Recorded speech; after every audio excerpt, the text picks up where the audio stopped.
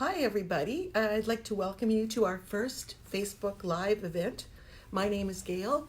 I'm the president of the Canadian PBC Society and I'll be your moderator this evening. We're privileged tonight to have Dr. Gideon Hirschfield, a world-renowned hepatologist and an expert in autoimmune liver diseases with us. Gideon's here tonight specifically to talk about PBC, primary biliary cholangitis. Our event will last 1 hour and we have much ground to cover. Feel free to add questions in the comment section and we'll try to answer as we move through the agenda. PBC is the focus of tonight's discussion and we'll cover what it is, who gets it, symptoms and treatments before moving on to your questions and finishing up with an update on the latest PBC research. Having said that, we realize that COVID-19 or coronavirus is on everyone's mind tonight.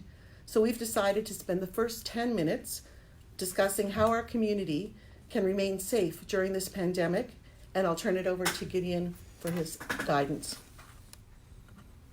Well, good evening. This is a lot of fun for me, and I'm really pleased that Gail has invited me to talk about PBC. And as I think Gail said, clearly, we want to spend most of the time talking about PBC, a very important common rare autoimmune liver disease where it's a very exciting time for our patients.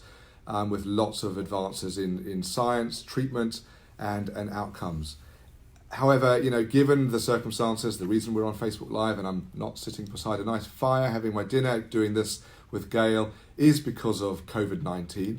We're aware that we're in new times, we're an international society, we live a very interconnected life, and everything that happens in one part of the world affects the other part of the world. So it's impossible for people not to be worried about COVID-19. We're worried about COVID-19, but you're really, to tackle that head on, I want people to get on with their lives and to be normal. I want them just to be cognizant of the messages that are coming out from their leaders, from their hospitals, from their governments, really which are focused on social distancing, washing your hands, avoiding crowds, and thinking very carefully about travel away from your home base. Many of our patients are over the age of 65. We're aware that for anyone over the age of 65, any viral pneumonia can be significant, and therefore that is clearly true for COVID-19. Many governments are giving very clear advice that people over the age of 65 may be at greater risk and should be even more particular in the attention they take to hand washing, to social distancing, to avoiding big events. We're not having the event in person tonight because we elected not to bring more than 50 patients with PBC together because there are better ways to communicate about PBC during a pandemic. But we were also committed to having the event because we were not going to stop because life goes on. And what people are doing at the moment, everything that I'm talking about is about slowing the peak, slowing the rate and the peak so that if we see significant numbers of patients who develop this viral disease, we can still look after all of you with your current problems and if you develop COVID-19 in hospital. We are doing everything we can essentially to keep business as usual so that sick people are looked after. So I think try not to worry beyond everyone's concerns. Be normal, and I can't say it enough times, wash your hands and social distance. Okay, thank you, Gideon. If you have any questions, you can put them, as I said, in the comments, and we'll get to them after the next section. So hopefully that answered some of your questions about staying safe and social distancing, which I kind of like that one. Okay, so now I know there's many people who are going to attend our event today and who I hope are watching tonight that have recently been diagnosed with PBC and are still trying to understand what that diagnosis of PBC means to them. So I'm hoping that we can get a brief explanation about PBC. And first off, to start with, I think we should say, well, what is the basic function of the liver? And what changes in people with PBC? And do we know why? So, really super question. So first of all, the liver is on the right side of your body, under the right side of your rib cage. For me, a hepatologist, it's the most important organ if I were to not worry about your heart. Okay? A fantastic organ that makes proteins, that detoxifies chemicals, that controls your immune system and is key to your metabolism, including lipids and cholesterol. So under normal circumstances, the liver is a phenomenally forgiving organ, and we live with our liver really in pristine state all of our life. The liver consists of liver cells and bile ducts, and each of those cells have different functions. PBC, primary biliary cholangitis, is a very important disease. It is a common rare disease. 1 in 1,000 women over the age of 40 live with PBC. It is principally an autoimmune disease that targets the small bile ducts in the liver. And when I say that, what happens is that the immune system attacks the very small bile ducts. So the white cells come and they pierce holes into these little tiny bile ducts, and we've got millions of tiny little bile ducts. And when they do that, the bile that's meant to stay within can leak out, and that bile is a detergent. It's a very important molecule as well. It's a mixture of many different molecules. But as a detergent, that irritates the liver even more. So you've got two components of PBC, which is the immune system attacking the small bile ducts, and the secondary component, which is actually really important, I think, for symptoms, including fatigue and itch, and disease course, and for why our new therapies are so good, is the consequence of bile essentially leaking out and being a detergent. Now, the $20,000 question, why have I, well not me personally, but my patients got PBC? Good question, Gail. I don't have all the answers. Largely my patients are normal, but two things have happened in them. One is they have a mixture of very subtle changes in their genes, and when I say subtle, I mean subtle. We've all got about 20,000 genes, and all of the patients with PBC have got their genes working normally, but maybe very slightly differently to someone else, which predisposes them to autoimmune disease. Many of our patients have got celiac, some have got rheumatoid, some have thyroid disease, some have Sjogren's. So that's that background of your genes. And then something in the environment comes along. Because the liver is all about detoxification, because the bile is about excretion, we think that some environmental toxin is excreted in the bile, and then that toxin triggers the immune response, and it triggers the immune response against the small bile ducts. We do not know what that environmental trigger is. We know that patients with PBC traditionally, statistically, this doesn't mean everyone does this, but statistically, for example, were more likely to have smoked in their lifetime. We know that women with PBC were more likely to have urinary tract infections. There are ideas about geographical hotspots suggesting there are chemicals in the environment which you don't know the name of. People have speculated about all sorts of things, nail varnish, hair dye, but we don't have one toxin, but it's something within the environment that in the context of your genes, which are very slightly different, and when I say very slightly, we had to study thousands and thousands of patients with PBC and their genes to pick this up. That comes together and it starts the immune attack on the small bile ducts. And one of the things that's interesting about autoimmune diseases, which we again don't understand, is once the attack is started, once the gene is out the box, it seems quite hard to close the lid. Okay, and that's something that patients understand when they get an autoimmune disease. It's a lifelong disease. We've not managed to get to the point of cure. That's our long-term aspiration. But we've learned a lot about this disease and the difference between the immune attack and the biliary injury, which I saw the autoimmunity and what we call the cholestasis.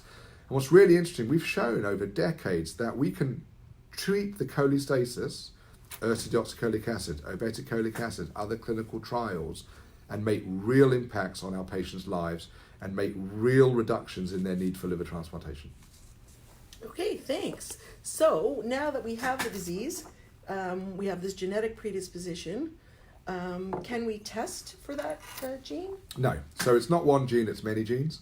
It is, you've got to think about this as being, imagine you've got thousands of genes that control the immune system, and imagine that for each of those genes, there is a percentage for which they normally work, between say 90 and 110%. And as long as they're between that bandwidth, they're okay. But every gene has a bandwidth.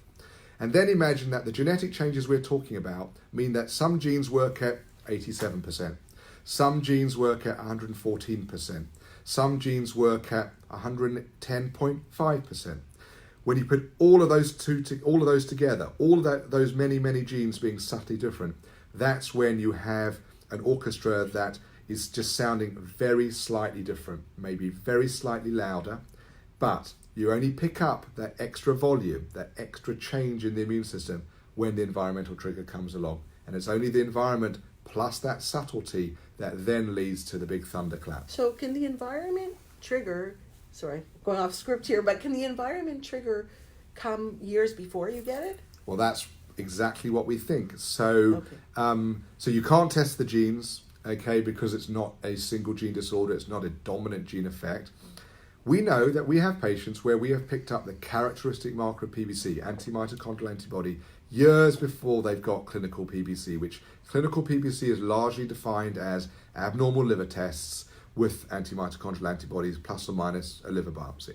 And we know that we have patients many years where we can see the journey, the anti-mitochondrial antibody, then a subtle increase in their liver tests, and then the PBC being obvious.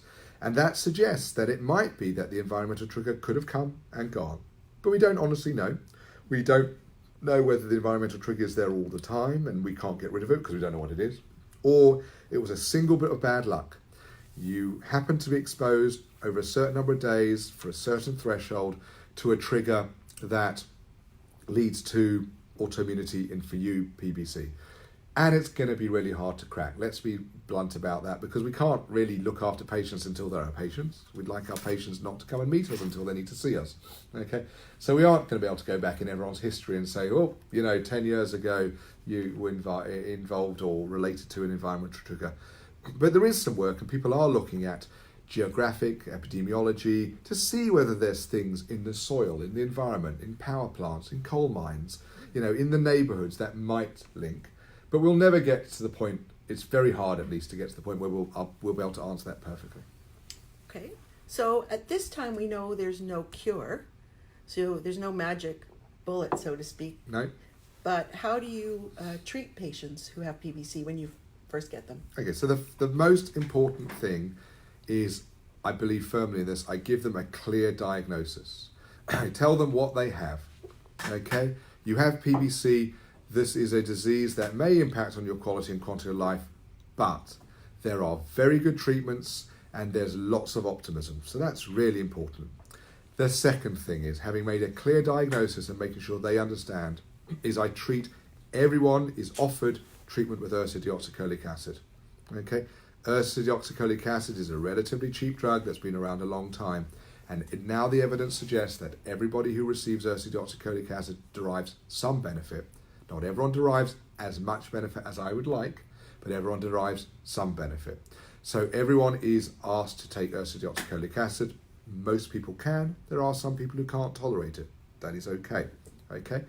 I then look at their blood tests, and I look at their blood tests at diagnosis, and I look at their blood tests 6 to 12 months after the ursodeoxycholic acid.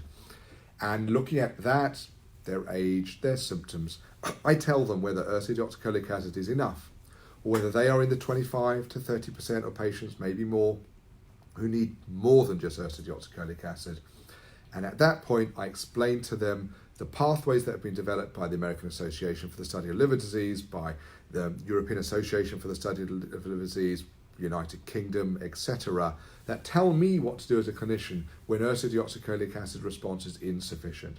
And I explain to them that if they have insufficient response to ursodeoxycholic acid and they meet certain thresholds on their biochemistry, then I am in a position to offer them licensed treatment. Licensed treatment is obeticholic acid, the first new drug for PBC in over 25 years, licensed since 2006 in the United States, and with a very clear pathway for its use in different stages of PBC, and we know how to use it, and we've learnt a lot about it, and thousands of patients have now taken obeticholic acid. And beyond that, I tell them if obeticholic acid and ursodeoxycholic acid is not enough, there is still optimism. There are clinical trials. There are drugs that have been repurposed, that have been used for other reasons, they're not approved for PBC per se. There is a lot of optimism for our patients. I tell them that some of our patients may end up on 3 drugs, okay? But we go through a sequence. We understand the nature of their disease. We give a clear diagnosis. We understand the severity of their disease. We are proactive in the treatment to prevent the end-stage effects of cirrhosis. And at the same time, much harder, I very much warrant, we do our very best to support our patients with their symptoms with PBC. This is difficult. Most patients with PBC have a good quality of life, but not everyone with PBC has a good quality of life, and for some their quality of life is unacceptable. And their quality of life is unacceptable for many different reasons. Dry eyes, dry mouth, fatigue, itch, Oh wait, you're pain. getting way ahead of us. So we try and tackle that as well. Yeah. Okay, we're going to get to symptoms. I'm sure. And we have a big section on symptoms, but we're going to go back to the diagnosis. Can a family doctor, or in different countries, I think primary care doctor, or whatever it's called in different locations around the world, can a family doctor or general doctor or primary care doctor, can they diagnose PBC? So the diagnosis of PBC for the large part nowadays is based on blood tests, which are your serum liver tests and an anti-mitochondrial antibody. Most patients need a simple ultrasound, and beyond that, exclusion of simple liver disease. Therefore, family doctors can diagnose PBC. Family doctors do diagnose PBC. However, whilst family doctors may initiate ursodeoxycholic acid, in the most part, for most people, depending on where they live, they will then be referred to a gastroenterologist or a hepatologist for the ongoing assessment and treatment of their PBC. I think that is reasonable. There are some patients who do so well on ursodeoxycholic acid that they can then go back to be looked after by their family doctor. Of course, that is fine. Okay. There are other patients who clearly are struggling with their treatment and their symptoms, who should be, I hope, moved more rapidly from a general gastroenterologist to a more specialist hepatologist. And there are a network of liver doctors around the world who are interested in liver disease. And there is even a network of liver doctors who are specifically interested in autoimmune liver disease, and even some who are very focused, such as myself, on PBC, PSC, autoimmune hepatitis. But not everyone needs to see one of those doctors. And the whole reason we put so much effort into our guidelines was to try and standardize care. The whole reason that we want to have guidelines, pathways, is so that wherever you live, you can all get a good flying start to your care with PBC. And that's a lot easier when you use pathways, algorithms, guidelines, licensed therapy, because it makes it less up to discussion and more up to automation. Okay, so I know from talking to PBC patients that a lot of us, and I am a PBC patient, in case everybody didn't know I am, follow our numbers. So when we get the blood work done, the chemistry results, we look at the number. Yep. And the number I look at is ALP. And I'm wondering, if I'm out there and I'm not confident that I'm seeing the doctor enough, if I get those numbers back, when should I be alarmed? When should I start a conversation up if I see, what's the number that should get me going? Okay. First of all, never be alarmed. Just be informed. Okay. Secondly, this is a disease where you've got time to make a difference. Okay. Thirdly, interpret blood tests in the context of why they were done, okay, and how they've been over time. But as a rule of thumb, when you have PBC, your alkaline phosphatase goes up. Your alkaline phosphatase goes up because of bile duct injury. As a rule of thumb, when you treat PBC effectively, your alkaline phosphatase goes down. And the patients who do the best are the patients who have the lowest alkaline phosphatase. As a very simple rule of thumb, our goals of treatment are improving. But if I had PBC and my alkaline phosphatase was above 200, in the broadest sense, that would be a reason to discuss that with my provider as to why is it 200 having taken ursodeoxycholic acid. But don't get me wrong, there are patients whose alkaline phosphatase might be 180 who still need second-line treatment. Okay, that's why the assessment of PBC is done by your provider with your help. But it's very reasonable for you to look at your blood tests and say, okay, well, tell me why they're not normal. Okay, how normal can you make them? And in particular, why is my alkaline phosphatase, more than 200 if there are actually more choices than just ursodeoxycholic acid? Okay, that's a good answer. I can understand that. I have heard from several patients in the recent past that they've asked their doctors for their numbers, and the doctors have said, oh no, you don't need to know that. What would your approach be? What would you suggest to the patients whose doctors are hoarding their numbers or keeping them secret, or How would you Well, engage? Look, Gail, that's a tricky one. Yeah. It's not my job to tell you to change your doctor, but it's my job to tell you to say politely, the blood test was my blood, and it's my insurance, and it's my blood result. So I hope that is increasingly very uncommon, because it's unacceptable. Yes, I agree. Pretty simply, there's no reason to fall out with your doctor, but it's unacceptable. You are not in competition with your doctor. You as a patient know a lot about your disease, but not everything. I as a clinician know a lot about PBC, but not everything. And I don't claim to know and have all the solutions, but together with my patients, I will work out what I think is best for that patient in front of me. And I will start off with the guidelines, and I will deviate from the guidelines if I think, on balance, it doesn't quite work for you as a patient. But me hoarding the results and not showing them to you is not the way of the future, is not necessary. And most healthcare providers now have online access to blood tests. My patients can read their letter as they leave the clinic. My patients see the blood results before I do. They have online access. My patients therefore look at their results and I help them interpret them. I ask them not to panic. Okay.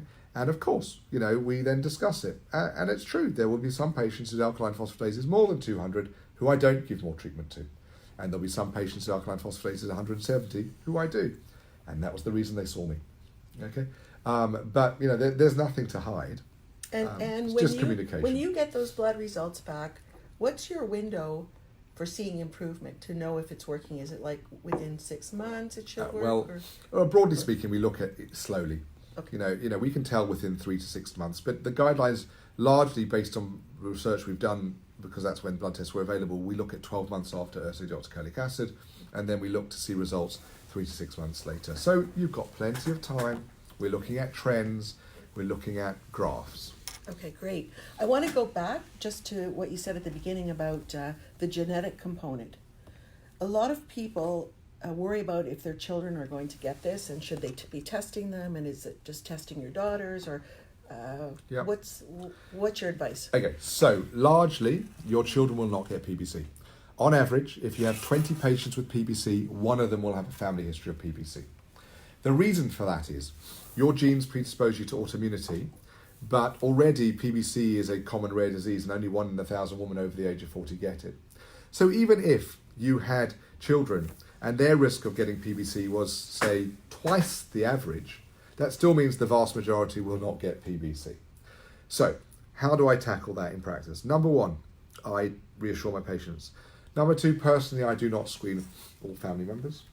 3, I look at the patient in front of me, and yes, if I have a patient who was diagnosed very young and there's a very strong history of family of autoimmunity and their children would like to be tested, I will test them or arrange for them to be tested with blood test and an anti-mitochondrial antibody. But the reason why that is a very difficult approach is just because I test them today, age 20, does not mean they won't get at age 25, age 30, age 35, age 40. So you have to then really think it through, what are you trying to achieve. Okay? So really, broadly speaking, I don't go looking for PBC in family members, but I have an open mind if people ask me, but I caution them because it's not as simple as it sounds. So the statistics show that on average, your family will not have the same autoimmune disease as you. Now, they are more likely to get other autoimmune diseases, thyroid, celiac, rheumatoid, lupus, you name it, okay? And yes, there are environmental things that you can encourage for your children not to do. So, clearly we want none of our children to smoke, but that would be a much better intervention than screening them, because smoking is a risk factor for all autoimmune diseases. Okay. I want to move on to quality of life issues, but I want to just go back again to say we get a lot of phone calls when people are newly diagnosed. I want to say they're freaking out. I did. And they think they're going to die within a month. I did. So my understanding is that it's a very slow disease. And if you respond to the first treatment, you can I was told, enjoy a normal life expectancy. Yes. So can you talk about that a little bit? Why don't get too excited at the beginning because it's a long journey. Everybody's different, Yeah. and we still see some patients Yeah. who present with very advanced liver disease, but that is the exception, not the rule. Mm-hmm. Most of our patients are now diagnosed on blood tests alone. Most of our patients at diagnosis have a very early stage disease. And the average life expectancy will be well over 20 years, if not longer. For patients who have a good response to ursodeoxycholic acid, a full response, we could predict that they will have a normal life expectancy, the same as their neighbour. Now, that is not true for everybody, and it is also much more difficult because everyone wants to live forever nowadays, and the goal is not 65, it's not 75, it's not 85, it's 95. You know, so goalposts are moving, and our treatment targets are getting stronger, and we want even better for our patients. But absolutely, do not put your life on hold. Understand your disease. So this is going to lead right into symptoms, because if you're guaranteeing, well, not guaranteeing, but if you're expecting me to live a normal life expectancy, and maybe that for me will be 80, that's all the money I have is only going to 80, then I want to have a good quality of life. Yes. And so my disease might be in control, my liver might be in very good shape, but if I have all these symptoms, first, can you describe, I know you did before, but recap us on the main symptoms and what's available as an option to ensure that this isn't ruining our quality of life. Yeah. So look, I'll repeat a few things. Number one, we are interested in quality and quantity of life. Number two, the majority of patients with PBC have a good quality of life. Number three, yes, quality of life is the most important thing to our patients, and a significant proportion of our patients have a burden from quality of life. And those quality of life issues are broad: fatigue, itch, dry eyes, dry mouth, restless legs, abdominal pain, recurrent urinary tract infections. However, okay, it is also the most complex part of the disease for us to manage. And we need to be honest and say there are some symptoms where we have effective interventions. Pruritus, we have a number of choices. There are some symptoms, dry eyes, dry mouth, where there are increasingly improvements in treatments. There are other symptoms which we see in many inflammatory liver diseases, in many inflammatory autoimmune diseases, across many non-autoimmune diseases, such as fatigue, where we struggle to meet the unmet need of our patients, where it is true that we do not ameliorate successfully the symptom burden for our patients, and they are not satisfied. And I don't ask them to be satisfied, and I don't disagree with them that in the long term, if I could develop a treatment that made people feel better, they would take that before a treatment that made them live longer. However, it is a very difficult thing to measure fatigue, and a very difficult thing to therefore fix when you don't fully understand it. But people are trying. People like Professor Swain, Professor Jones are trying very hard. However, we tackle it head on. Okay, we say your symptoms are real. Some of them will relate to PBC, but we also honest, you know, if you're on blood pressure medicines, that can make you feel tired. If you're anemic, that will make you feel tired. You know, if you've got eczema, that can make you itchy. Okay, you know, if you've got sore joints and you've also got rheumatoid arthritis, I don't know which is causing the pain. So not everything is your PBC, but we tackle it head on. We ask you to be positive. We ask you to stay active. We ask you to exercise. We ask you to partake. We ask you to take part in events like Facebook Live. We actually believe, we can't prove it, that an event like Facebook Live, patient support groups, will impact positively on your quality of life. You know yourself, Gail, because you arranged a very, very successful Pan-Canadian PBC patient conference in Toronto, where we discussed everything for our patients. We didn't broadcast it Facebook Live Next time. Okay? But I hope that the mere participation and the mere fact that we had that meeting had an impact positively on quality of life, even without having the magic wand. I think you're right. I think what attendees at any conference, whether it's in Canada or the US or the UK, when we get together as a group and sometimes meet each other for the first time, like sometimes people with PBC have never met another person with PBC. So just having a friend or a colleague or a new friend to talk to is quite amazing. And I think it actually lifts their spirits. It lifts my spirits. Well, in our studies, and Dave Jones is the expert in Newcastle, something which is described as social isolation, okay, which is essentially your friendship network, your professional network, your whole family network. Social isolation is associated with a higher degree of fatigue and symptom burden. That is not a surprise. That is not specific to PBC. That is specific to life. Okay, patient support groups have a role to play in avoiding social isolation when it comes to this particular disease, which is rare, where you can encounter doctors who do not know as much as sometimes the patient knows about PBC. Okay, and you may not have met another patient with PBC, and you may not need to meet them in person, of course. You may wish to meet them through Facebook. Okay, but that can make a big difference.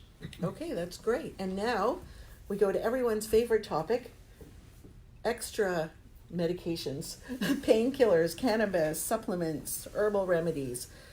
We get a lot of questions. They're usually about what is safe for us to take. Okay. And good questions. You can go through the whole. I'll try. If I forget anything, just okay, remind me. Sure. So look, number one, to answer that question fully, it's good to know whether you have cirrhosis or not. The advice is slightly different, but not largely different. Number two, we ask you to be sensible. Number three, we suggest that every medicine should have a need and a reason to take it. Number four, the reason you want your PBC cared for so well is that if you have any other disease, you expect to get the best treatments, because largely speaking, you should not be restricted. You should get the same treatment as anybody else. So if we talk about pain first, largely speaking, Tylenol is the safest analgesic, obviously taken within the correct dose. We do reduce that dose when someone has cirrhosis to 2 grams per day. Advil is an acceptable drug, non-steroidals, for patients who don't have cirrhosis. We are more cautious in patients with cirrhosis, and largely speaking, we will avoid non-steroidals, Advil, Voltarol, ibuprofen, okay, to be cautious, okay? But if you have significant pain for other reasons, then your provider will need to treat that pain, and there will be options beyond Tylenol, perhaps codeine-based substances, okay? Are we tackling alcohol now, or are we saving that for after dinner? Well, I could have a glass of wine, but I don't think there's any here. So alcohol is generally safe. Yeah. I again suggest my patients to be sensible. Of course, if you want the literature, then the best thing is to never drink a drop, but that is not real world. So largely speaking, if you do not have cirrhosis or advanced liver disease, we ask you just to be sensible. Cannabis is legal in Canada, I believe. It's not something that a Brit moving to Canada would know much about. Okay. But we believe it to be safe in moderation. We believe it to, people use it for a number of reasons. Some people use it for fatigue, some people use it for pain. We don't think habitual use is sensible. We don't think, just like drinking too much alcohol is sensible. But I've not seen anyone come to any harm from using cannabis products. Herbal remedies, I am very cautious. I don't know what the contents of all herbal remedies are. Okay.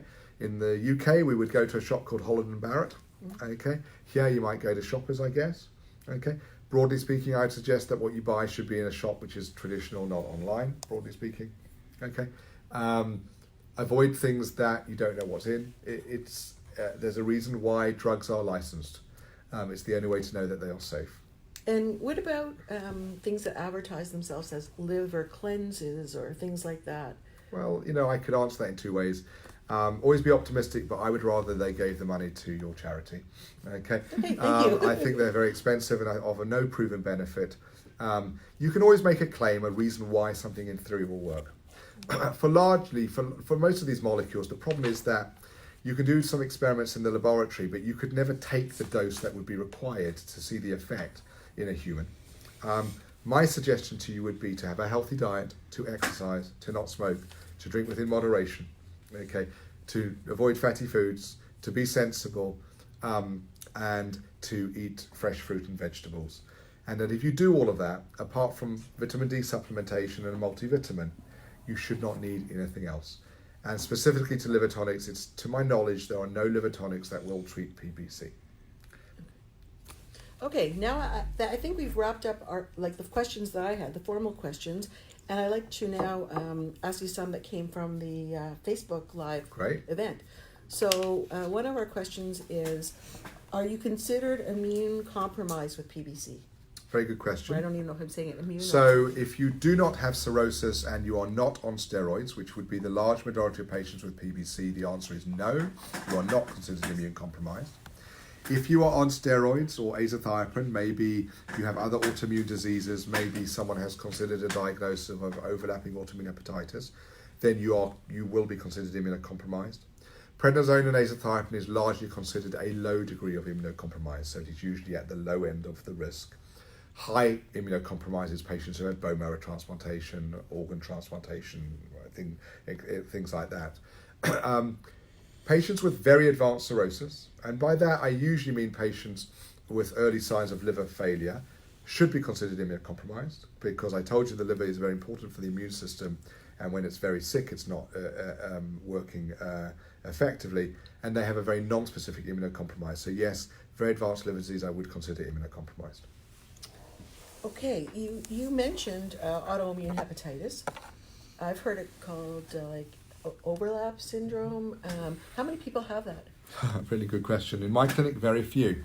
And I think as we treat PBC more and more effectively, more patients go from urso to obeticholic acid to other treatments in trial development or repurposed therapies, we'll see less and less. There is a proportion of patients who can have PBC who 10 years later develop what looks like autoimmune hepatitis. That I've seen and I have treated very successfully. The concept of having both diseases at the same time at presentations, I struggle with. It is very difficult to know whether that is just very aggressive PBC with inflammation, which is an autoimmune disease. There is not complete agreement in the literature or amongst experts. In that situation, if your liver enzymes are significantly high and your immunoglobulins are significantly high, you are likely to then have a liver biopsy, which needs to be looked at by an expert liver pathologist. And it is their opinion that I am then using to guide myself as to whether or not I think you have overlap. Okay, and I expect to see significant features of what we call interface hepatitis on a liver biopsy for the diagnosis of overlap to be made. I do not believe the diagnosis can be made without a liver biopsy. I do not believe the diagnosis can be made without a liver biopsy that's been looked at by a liver pathologist. Okay, at that point, there will be a small number, less than 5% of patients in my opinion, who may benefit from prednisone and azathioprine. The benefit of prednisone and azathioprine, however, must be evident by the response to treatment. Okay, you therefore have to see an improvement in your treatment to know that it was the right thing to be on those medicines. Because, as we just talked about, immunocompromise, number one. Because steroids and people's bones, and osteoporosis, already an issue for many women with PBC, lower bone mass, has side effects. So really be very cognizant that that diagnosis is rare, but is still relevant to a small number of patients for which there would be treatments, but needs to be very considered and very carefully looked at and followed up. It may be that someone thought you had it, but that does not necessarily mean you need to be treated forever with the steroids. It may be you need it for a while. Right. Okay, there's another question that we have about staging. So when I got diagnosed, I think there was stages of PBC. Then there wasn't stages. Then there was stages of cirrhosis. So what's the real... Well, there's always been all of those things. The truth of that. All of the above exist. Yeah. Okay. Stages of PBC exist from how pathologists report the biopsy for PBC. Cirrhosis stages or fibrosis from no cirrhosis from all the way to cirrhosis has always been graded 1, 2, 3, 4, or some grades are 0 to 6. For a patient, it is not materially the most important thing to know. Okay, we do not biopsy the majority of our patients. There are reasons to biopsy patients with PBC: fatty liver, overlap, clinical trials. So biopsy has a role, and I'm not saying it does not have a role, but for many patients it is not normally practiced. Okay, we are using tools like ultrasound, elastography, MRE to understand how much scarring there is. You would like to know, what is my risk of my PBC of progressing? And that is largely determined by your age and your response to treatment. Okay, and then of course you'd like to know, at the beginning of my PBC, how much scarring did I have? And on treatment, has that scarring changed, got better, got worse? To the large part, that will be managed by blood tests, platelet count, ultrasound and elastography. And yes, we are trying to avoid cirrhosis. And yes, cirrhosis is, strictly speaking, stage 4. Okay, we try increasingly to look at the FibroScan. In my practice, we don't biopsy very often. I actually look at the FibroScan after a year of treatment to tell the patient the likelihood of their stage, because you often will see a patient present with PBC and have a FibroScan that suggests they're stage 3, after a year of treatment, when you've got rid of the inflammation and some of the stiffness, the FibroScan goes back to stage 1 to 2. Okay. It is true if I biopsied everybody, I would still learn a lot about PBC. But because that information is not sufficient to change what I do, we have to move on. And we stage in a different way. But I ask my patients to, yes, think about their stage, but be more alert to your risk. Because for the majority of patients, they are diagnosed with early disease, and my job is to stop them getting late-stage disease. Okay, well, we now have a two-part question. I think it's from the same person, but it seems related. The question is, once you start Ocaliva with urso, do you ever come off of it, or is it a lifetime drug as well? That's the first part. And what if you don't respond to any medication? Okay, so largely speaking, it's taken us a long time to show that ursodeoxycholic acid improves the outcomes for patients with PBC, because the disease is slow and the benefit is hard to measure in a short space of time. So to the large part, when I then start someone on obeticholic acid, Ocaliva is the trade name, to the large part, that will also be a lifelong treatment, okay? Because the goal of treatment is the suppression of the bile duct injury, and to the large part, I expect that it will take a long time to prove that the addition of a second drug has benefited the patient. So to the large part, the majority of my patients should expect treatments to be for life. We, of course, assess their tolerability. We recognise that a certain percentage of patients with Ocaliva will itch, and not everyone will tolerate that itch, although largely we've become much better at managing that. And in the practices that I lead and have been involved in, the number of people who start Ocaliva who then stop it for itch is actually very, very small. Okay. Now, to the next question, what is response? That's a very difficult question. Okay. Usually there is some response to all drugs. The question is whether that response is enough. There are some patients where there literally is no response to urso, no response to Ocaliva, no response to other drugs like fibrates. They are quite rare. Okay. That is a very difficult group, and I do not have all the answers for that tiny group. But actually, when you look at most people's bloods, there is a small improvement. Okay. And the way I interpret it is if there's a small improvement, then you multiply that over time, that could be a greater impact, okay, for a very slowly progressive disease. So there is a tiny group of patients where I do struggle and I don't have all the answers, and clinical trials I hope will continue to be done in PBC, and I hope that there will be new drugs beyond ursodeoxycholic acid and obeticholic acid. I really do. And I'm only going to develop those new drugs with the help of industry and other academics if our patients take part in those clinical trials. Okay, but we very carefully design those clinical trials with great thought. Okay, but those trials are difficult for patients and for clinicians, but that's the way we go forward. Okay, that's good. We have another question. Speaking of stages, how long before transplant if you're at stage 4 early cirrhosis? I think that's stage 4 or early? No, stage 4 comma early cirrhosis. You can't answer that question without knowing a lot more about the patient and the patient's age and their bilirubin and their platelet count and their trajectory of their FibroScan. So that really is a question you have to put towards your provider. We have many patients who've lived with cirrhosis for decades. Okay? Yes. Who have been very well treated and things have held on. We have other patients, because their disease is still active, who progress much quicker than that. That is why care is individualized. We have guidelines to guide us. We have clinics to specify the treatments for individuals. Okay, that is why I do not like the concept of being so fixated on single stages and single definitions, because you can only answer that question in the context of that patient. Okay, we have another question. If I have heart disease and I'm on a statin drug, will this affect urso's effectiveness? So number 1, no. Number 2, perfectly safe to stay on statins. Number 3, increasing evidence in lots of studies that statins are generally good for everybody, actually, all of us, even all of us around the table.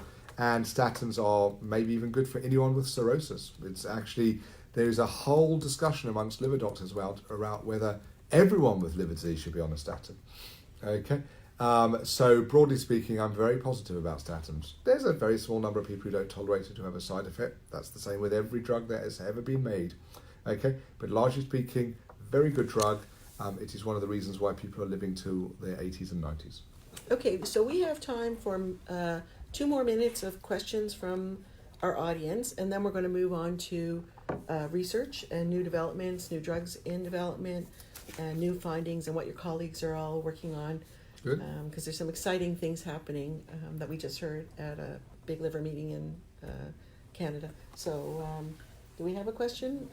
I'm getting a question. This is just so much like the Eurovision Song Contest, which none of you listening will understand, apart from a few people from the UK. Okay. We're waiting for someone to vote to give us the Oh, question. yes, we're waiting for the question. Or we could just have the answer. I can make up. Oh, here we've got the question. Okay, sorry. The questions are coming to me. What are your feelings about URSO? I have been on it for 6 years. In your opinion, will it eventually stop working? Okay. URSO does not stop working. Obeticholic acid does not stop working. Other drugs do not stop working.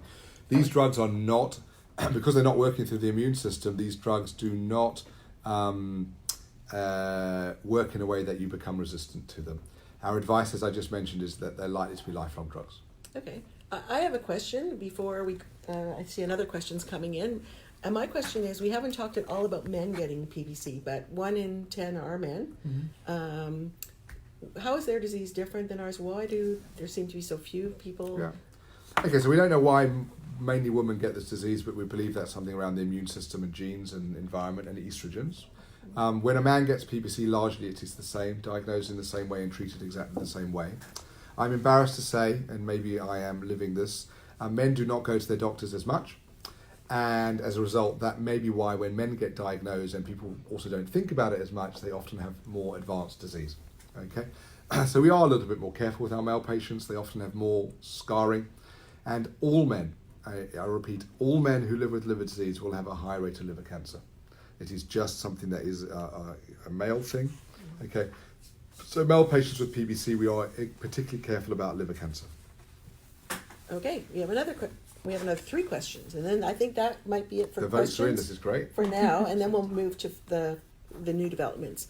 Okay, our question says, I'm supposed to go on fibrates. Is that safe, and will it help with stage 4? So, okay, we'll answer the question backwards. Okay, look, when anyone gets treated with advanced cirrhosis, all treatments are likely to be less effective, and the treatment is therefore individualized to the patient with the hope that we slow things down. But it is very difficult to slow a disease down once you've got significant fibrosis. Doesn't matter what drug you give. So, obeticholic acid, fibrates. Fibrates have been used for some time in France and have been used in Japan. They are drugs that are not approved for PBC. Bezafibrate is not approved for the use, or is not available in the United States. Fenofibrate is. They are drugs that are used to lower cholesterol, as it happens. They have a very long history of use, and there are many people who have evidence, and there is some randomized data, that fibrates can be beneficial in patients with PBC. There are new drugs in development that are very similar to fibrates. Elafibranor is a drug that's going to go into phase 3 clinical trials. Okay, so fibrates are being used by our patients. We do sometimes find a reason to use them in addition to obeticholic acid. And for some patients, they are very effective, and they may also help itch. Okay, the safety of any drug, particularly when it is not approved, okay, needs to be monitored very carefully. There are many people who use fibrates completely safely. Okay, but like any drug, those drugs do have side effects, and there are side effects which may include effects on the kidney, may include effects on the liver, and may include effects on muscles, and therefore the use of fibrates needs to be very done carefully. My recommendation is definitely not to be on fenofibrate and a statin. Okay, fibrates and statins can be dangerous. So again, it's all about involvement with your clinician who's looking after you, and being engaged, listening, and doing things safely. And there is a role, and we have patients on 3 drugs, it is true. Okay, another question we have. I'm going to supplement this question. It says, do you recommend a special diet? I'm going to ask you it a different way, because I know your colleague Panita Tandon, Dr. Tandon, she did a cirrhosis nutrition guide, and we have it online on our website. We can post it again later. But what we hear a lot, and I don't know if you see it a lot, is that a lot of our members are gluten intolerant. Is that something related to PBC or Okay, well those are diet? 3 different questions. I know. Okay. But So, you're smart, you can do it. I recommend a better diet than my own, okay, with less Diet Coke. So broadly speaking, I recommend a diet that is healthy and sensible, that is low in fats, high in protein, low in processed foods, and fresh fruit and vegetables. For patients with cirrhosis, we do then suggest a high protein diet, okay, because cirrhosis is a very active metabolic time, and you can use up a lot of muscle. Now, yes, celiac disease is more common in patients with PBC. It is an autoimmune disease. Probably 6 in 100 patients with PBC will live with celiac disease. For patients with diagnosed celiac disease, then gluten withdrawal is indicated. We understand that beneath the iceberg, so to speak, of celiac, there are people who are gluten intolerant. My recommendation there is to be very clear in your own mind as to why you are restricting gluten, so that you understand it's not dangerous. There's no reason, don't get me wrong, very healthy diet actually. Okay, just make sure you understand, is this celiac I'm treating, or is this a form of gluten intolerance, wheat intolerance that gives me an irritable bowel phenotype, makes me feel unwell, and therefore there is no reason for me not to avoid bread and bread products. So just be clear in your own mind, because you're not going to do yourself any harm by gluten-free diet. Any advice about red meat? Is that? Oh, look, that's very difficult. That kind of advice changes all the time, a bit like the advice we were talking about COVID. Okay, it used to be that eggs were no good for you, remember? And now they say eggs are not so bad. And then for a long time, red meat is associated with colon cancer, and that probably still holds true. But then I read something that says, well, actually, the people who are getting cancer are the people who are eating more chicken. So look, nutritionists and epidemiologists need to stay in work, and they seem to be evolving their advice. That is why I don't recommend a diet that is extreme. I recommend a diet that is balanced. And a diet that is balanced can include some red meat. Okay, but maybe Donald Trump is listening to us. If you had McDonald's every night, that is probably too much red meat. If you had a McDonald's once a week... That's not actually real meat, so that's okay. If you had a McDonald's once a week and you're otherwise healthy, that's probably okay for you. So I don't recommend people become extreme. I recommend people continue to be sensible and value their quality of life as well. Okay, so now we have 2 last questions, and one of them is about mirtazapine. So I'm going to save that for the new research, because that's part of new research. Yes. And the other question is very specific. I wouldn't know how to answer it, but I hope you do. What does it mean when your ALT and AST is elevated, but your ALP and bilirubin are normal? Okay. Well, first of all, to answer that question, I'll assume that means that you have been treated with ursodeoxycholic acid, and that is why your alkaline phosphatase is normal. The ALT and AST are elevated in patients with PBC because of inflammation that is driven largely by the biliary inflammation and is also damaging the hepatocytes. We know that in what determines the outcome of patients with PBC does include the ALT and AST, and that is why we are looking, when we look at liver tests, to try our best to improve all of the liver tests. And it means that there probably is some inflammation that is still unchecked, and that we would think about what the best options are. Let me answer it in another way more clearly. It does not mean that you have autoimmune hepatitis, that your ALT and AST remain elevated. And it does mean, increasingly, that if you are also overweight with PBC, you may see that fatty liver could raise your ALT and AST whilst your alkaline phosphatase is normal. So it is not immediately something to be worried about.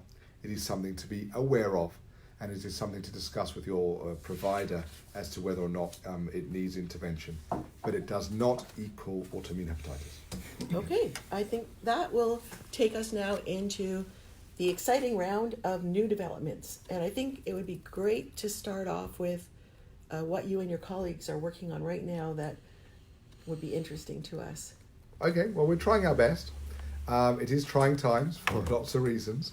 We're working on, I guess, a number of platforms. Actually, one of the things I do want to say is that I consider education and care pathways to be research. I consider the delivery of good quality care wherever you live with PBC to be an important part of our program, and that's something we work very hard on, patient education. We work very hard on developing new drugs, and we work very hard on working with our industry partners to design the clinical trials that are safe and which will get new drugs to patients as quickly as possible that are effective. And we recognise that is very hard. It is very hard for the industry sponsor. It is very hard for us. It is very hard for patients. But it is the only way to get licensed therapies for our patients around the world. Okay, and so we are working on trials for disease modification and symptoms. Okay, very important itch to improving PBC, better treatments. Okay, and then we are collaborating as scientists on why patients get PBC, genes, environment. Okay, are there new markers of PBC in your urine, in your blood? Okay, is there any scanning technology that might understand the PBC better? A lot of that is very similar to what's happening for all liver diseases. So I would say that is the fundamental sort of three tenets of what we're doing. Okay, and we try very hard to include our patients in research and to work collaboratively. Okay. So do you want to talk about Mark's research in what he found out about the mirtazapine? So Mark Swain is a very senior hepatologist in Calgary who's had a lifelong interest in symptoms of PBC, fatigue. And it's interesting, he's been publishing some work which I can explain a little bit, although it's his work. So, which it's important to understand is association data. What that means is he has looked at lots of patients with PBC. They're not his patients, they're patients who have PBC from databases. And he's looked at drugs that they're taking for PBC and for other reasons. And he has identified, by doing this without knowing this before, that it looked like if you were on a drug for depression, mirtazapine, that you might do better with your PBC. So that's a great starting point, and it's very exciting, but that does not mean mirtazapine treats PBC. And that does not mean that everyone with PBC should be on mirtazapine. Okay? It means that Mark should do more work, and it shows you that by taking part in research, by having big data sets, we have something called the Canadian Network for Autoimmune Liver Disease, where we are trying to get every patient with PBC included in our cohort. There are studies in the UK, studies in the US. By taking part in these big studies, you can learn new things that you did not expect to find. Okay, things that might make some people do better. And then you can test the hypothesis in the laboratory, but ultimately in the patient. Okay, but remember, the reason why we need to learn more is the vast majority of patients with PBC are not on mirtazapine. It is actually a very unusual drug for depression. I think what I heard Mark say is that they're trying to figure out why those people responded that way. So he's injected something in mice, and they're looking at very small things. Exactly. They're just curious. They just keep looking. This is how you refine patients. the questions. Yeah, this is great. And this is the pathway to then ask the right questions in patients, and then at the right point to say to a patient, it's more than a questionnaire, it's a drug. And it's a drug, and it's worth trying because of all the science that we've done. This is why it is slower than patients would like, because this is the best way to do it safely. Okay, so now I know that one of the big accomplishments of the hepatology community is that we've got these fantastic PBC guidelines for doctors to diagnose and treat and care for ongoing management. And so that's been done, and you've participated in that. And I know you've also taken it one step further to do a care pathway for your colleagues to make sure. So do you want to talk about the care pathway? So the care pathway is this concept that I was raising about standardization of treatment and management wherever you live. And we are trying to distill it to the simple parts of the journey: diagnosis, treatment, risk stratification, symptoms, second-line treatments. And to make the message as simple as possible so that wherever you live, you get a good starting point. That does not mean it answers everything. It doesn't mean you still don't need to see your doctor. It tries to say, let's all do the same thing, because we know across medicine, when everyone does the same thing, you are more likely to improve standards. And we've actually distilled it down to 5 key points. Make a clear diagnosis, treat everybody with URSO, assess everybody's response to URSO, okay? Consider everybody for second-line treatment if their URSO response is not good enough, and manage their symptoms actively. And those 5 key points, for anyone who follows me on Twitter, I've tweeted about that quite a lot. Yeah, you have a nice little concise one-page slide. Is my way of saying, it may well be that I can talk about PBC for a long time, but actually what I want is the people who don't look after a lot of PBC to really focus in on these high-level things and get the high-level things correct. Okay, I think that's a great way to close out our session. We know there's still a lot of unanswered questions, but we're going to go through them after our broadcast is done, and we'll get back to people on private messaging.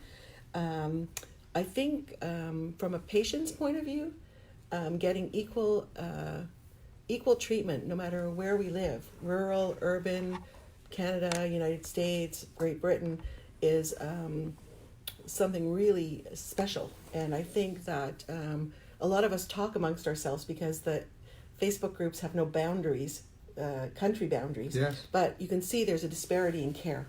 And so for you to put them together and be accepted by your colleagues as this is the standard of care and this is the path we should go on, I think our outcomes will be much better. That's what we hope. Absolutely. And let me be very clear. The implementation of a new therapy for a small proportion of patients with PBC has benefited every patient with PBC. Okay? Because it's that focus that's led to better education and treatment for everybody with PBC. Correct. And if we raise the standards, we raise the standards. Okay. So I think we're going to say goodbye now. I think this is our 1 hour to the minute. Well, that's how good we are. I hope it's been a success and we do this again. We usually get a dinner as well, but I guess we have a lot of people. A healthy one. Healthy dinner. But we usually do give our speaker a little token. Unnecessary. A little token. It's very little, so it's fine.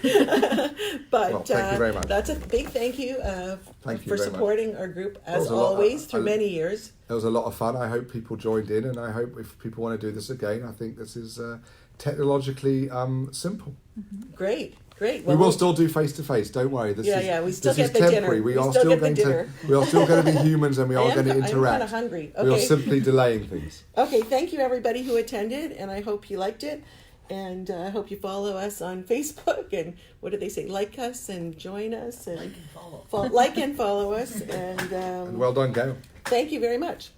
Okay. Turn off.